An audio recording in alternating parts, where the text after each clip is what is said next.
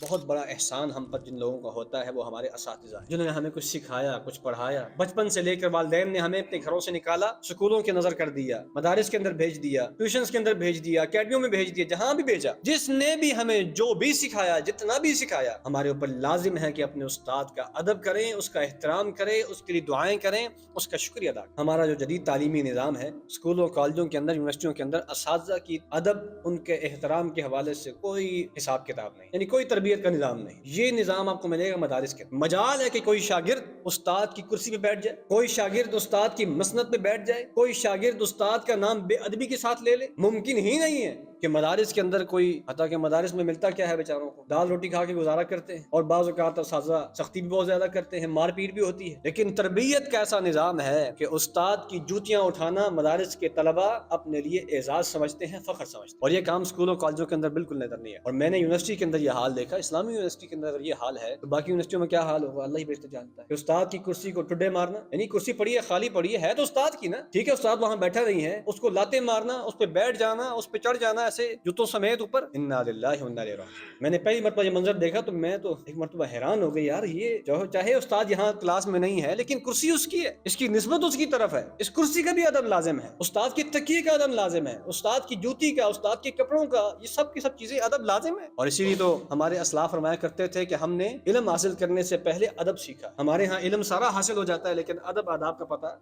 کوئی نہیں۔ اور اسکولوں کالجوں کے اندر تو شاید یہ بھی ماحول ہے کہ ایک سیمسٹر کے بعد تو ویسے ہی ہمارا استاد کے ساتھ تعلق ختم ہو جاتا ہے، ایک سیمسٹر کا استاد ہوتا ہے،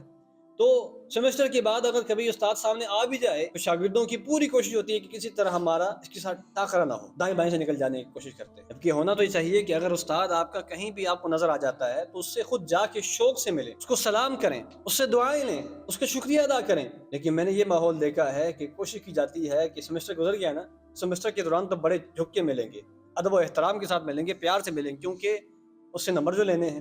تعلقات بناتے ہیں۔ لیکن جیسے ہی سیمسٹر گزرتا ہے، اور کئی اساتذہ اس بات کا شکوہ کرتے ہوئے پائے گئے کہ ہمارا شاگرد ہمارے سامنے سے، ہمارے پاس سے گزرا، ہمیں سلام تک نہیں۔ وہ کہتے ہیں اس بات کا دکھ ہوتا ہے کہ سیمسٹر کے بعد یہ ہم سے ایسے دور ہو جاتے ہیں اور ہم سے ایسے لاپرواہ ہو جاتے ہیں کہ جیسے کبھی زندگی میں انہوں نے ہمارے ساتھ ٹائم گزارا ہی نہیں۔ تو اساتذہ جو ہیں ان کا حق ہے، ان کا احسان ہے، جس نے ہمیں الف ب سکھائی، اے بی سی سکھائی، 1 2 3 سکھائی، کچھ بھی سکھایا، اور شروع سے لے کر ہمیں کہاں تک پڑھایا، اس استاد کا ادب و احترام، اس کا شکریہ ادا کرنا، اس کے احسانات کا بدلہ چکانا بحیثیت مسلمان یہ ہماری ذمہ داری ہے۔